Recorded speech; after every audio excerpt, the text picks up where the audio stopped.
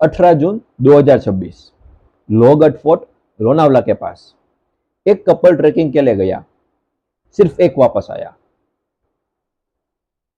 सिया गोयल ने पुलिस को कॉल करके कहा कि केतन स्लिप हो गया, फोर्ट से गिर गया, मैं कुछ नहीं कर सकी।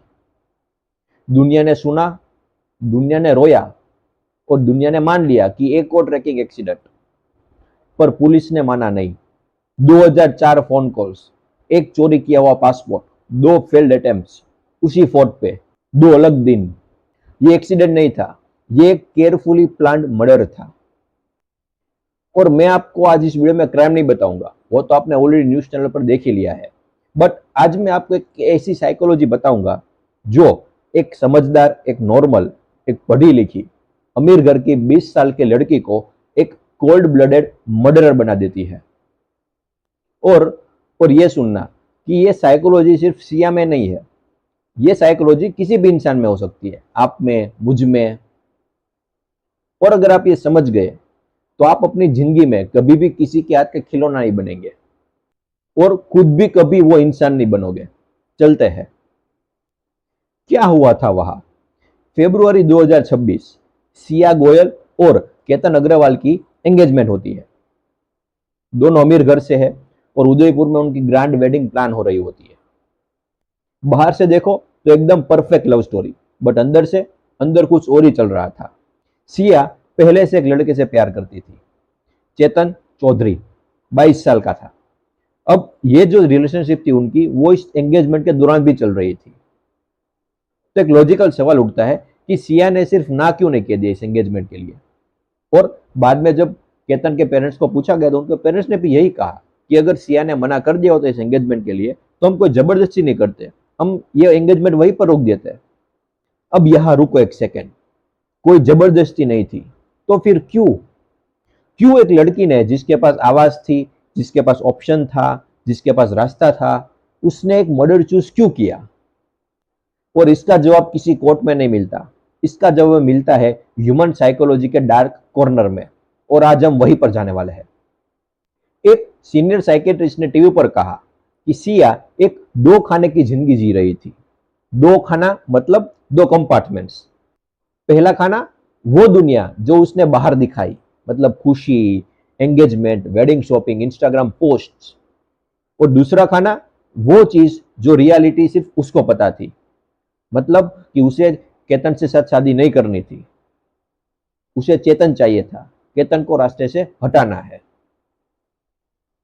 अब साइकोलॉजी में इस चीज को कहते हैं कॉग्निटिव डिसोनेंस। मतलब जब आपकी अंदर की सच्चाई और बाहर की रियलिटी दोनों एक दूसरे से बिल्कुल ही अलग हो। और सुनो, यहां पर सिर्फ सिया की बात नहीं है।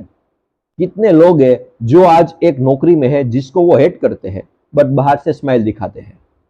कितने रिलेशनशिप में जो खत्म हो जाने चाहिए बट फेसबुक, इंस्टाग्राम पर कपल गोल्स दिखते हैं।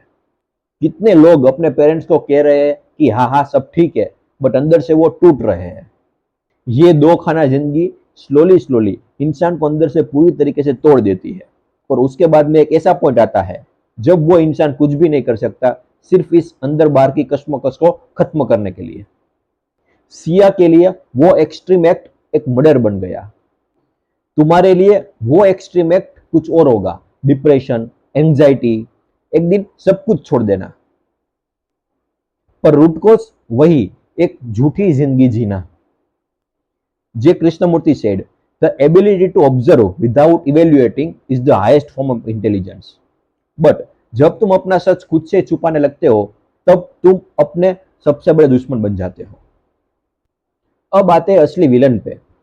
मर्डर ने केतन की जान ली, बट मर्डर हुआ ही क्यों? साइकेट्रिस्ट ने इसको कहा सोसाइटल शेम का डर।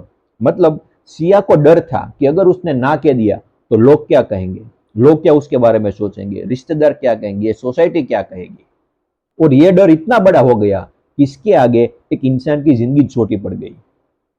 रुको, सोचते हैं, हम एक ऐसे कल्चर में रह रहे हैं जहां पर एक लड़की एक रिश्ता सोचने के लिए 1000 बार सोचती है कि लोग क्या कहेंगे। एक लड़का जॉब छोड़ने से डरता है कि घर वाले क्या कहेंगे। हम अपनी पूरी जिंदगी दूसरों के ओपिनियंस के लिए जीते हैं। संदीप सर ने कहा था इसके ऊपर कि लोग क्या कहेंगे, ये सवाल नहीं है, ये एक प्रिजन है और इस प्रिजन के जेलर भी तुम ही हो। सिया उस प्रिजन में थी इतनी डीपली कि उसने वहां से निकलने के लिए एक रास्ता ढूंढा, मर्डर में। और अगर उसकी लाइफ में कोई होता जिसको उसने बताया होता तो उसने कहा होता कि कोई बात नहीं, ना कहना सही है, लोग क्या कहेंगे, लोग क्या सोचेंगे, ये तुम्हारा काम नहीं है, तो आज शायद केतन जिंदा होता। और सिर्फ ये एक मर्डर नहीं है, ये एक सोसाइटी का फेलियर है। अब एक और लेयर, पुलिस ने कोर्ट में बताया कि सिया और चेतन के बीच में 6 महीने में, कितने 6 महीने में 2004 बार फोन कॉल्स हुए। 2004 फोन कॉल्स, एक दिन की 11 कॉल्स, हर एक दिन की। साइकोलॉजी में इसके लिए एक टर्म है, इको चैम्बर इफेक्ट। जब तुम कंटिन्यूअसली एक ही इंसान से बात करते हो, एक ही आइडिया सुनते हो, एक प्लान सुनते हो, तो तुम्हारा दिमाग स्लोली स्लोली उस आइडिया को नॉर्मल मानने लगता है। चेतन कहता हाँ ये सही है, सिया कहती हाँ ये सही है, चेतन कहता हाँ ये सही है, सिया कहती हाँ ये सही है, 2004 बार। एक साइकेट्रिस्ट ने बताया सिया की उम्र सिर्फ 20 साल की है।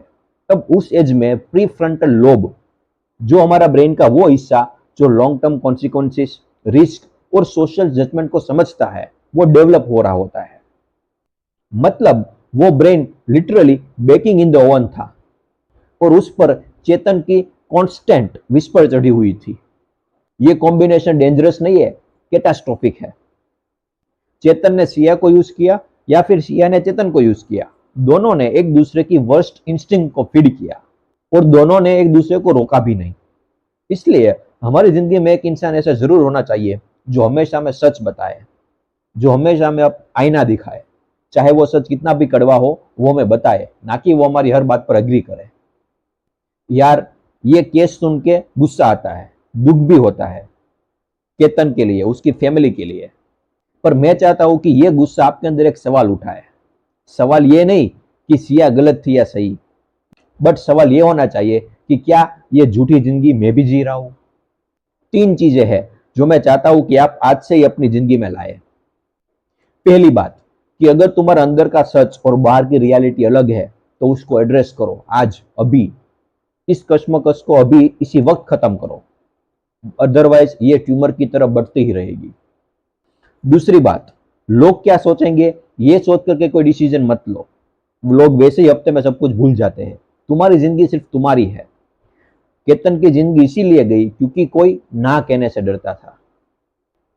तीसरी बात, जो इंसान तुम्हारी हर बात पर एग्री करे वैसे इंसान से प्यार मत करो। एक ऐसा इंसान अपनी लाइफ में रखो जो हर सिचुएशन में तुमसे सच बोले। वो इंसान तुम्हारे लिए एक एसेट है।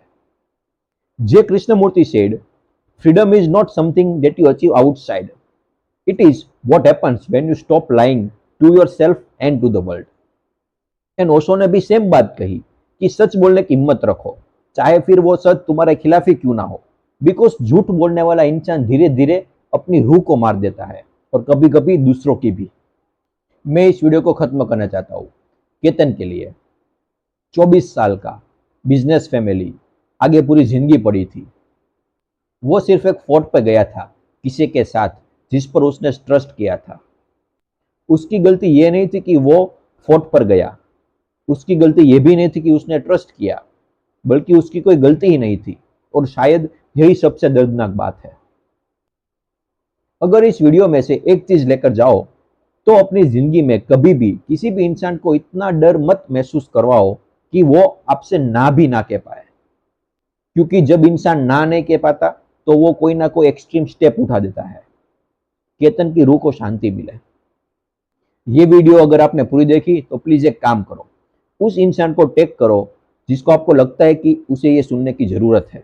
क्योंकि ये psychological patterns, societal fear, eco chamber, double life, ये सिर्फ मर्डर्स में नहीं होते, ये हमारे आसपास में है, हमारे अंदर है। और हम जितनी जल्दी इसको बेहतर समझेंगे उतना अच्छा है। और तुम कमेंट्स में बताओ कि लोग क्या कहेंगे, इस वजह से या फिर इस डर से तुमने कोई अपनी लाइफ में कोई गलत डिसीजन लिया है। और आप इस वीडियो को शेयर कर सकते हो किसी ऐसी जगह जहां पर यह सवाल उठने चाहिए।